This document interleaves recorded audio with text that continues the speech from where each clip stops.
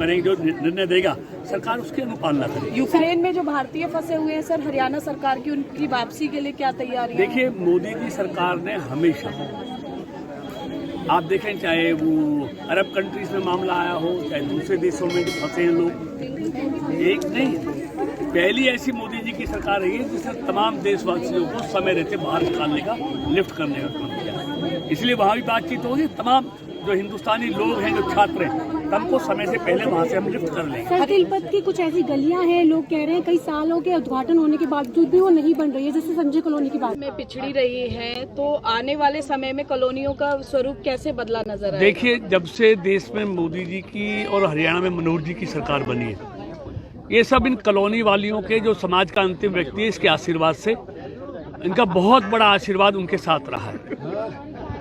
कभी किसी ने इन कॉलोनियों के विकास की नहीं सोची कि ढांचागत विकास होना चाहिए। मतलब सीवर और पानी की बात छोड़ो, गलियों में पत्थर डाल डाल के, मिट्टी डाल डाल के उसको चलने लायक बनाते थे। लेकिन जब से मोदी जी और मनोहर जी की सरकार बनी है, मैं एक कॉलोनी की, एक गली की बात नहीं कर रहा, तमाम गलियों में सीवर भी डल गया है, पानी की लाइन भी डल गई है।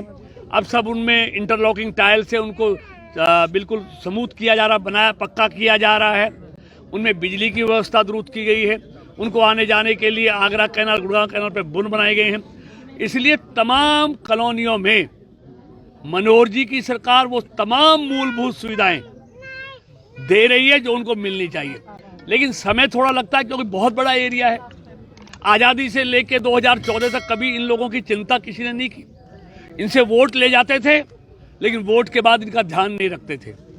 लेकिन मनोहर जी की सरकार ने इनका ध्यान रखा विशेष तौर से, और तमाम कॉलोनियों में वो पूरे गांव की सरकार ने क्या काम किए पूरे, या फिर लोगों से किए गए वायदे रह गए अधूरे? क्या सरकार की योजनाएं गांव में हो रही हैं पूरी, या फिर ग्राम पंचायत के कार्य रह गए हैं अधूरे?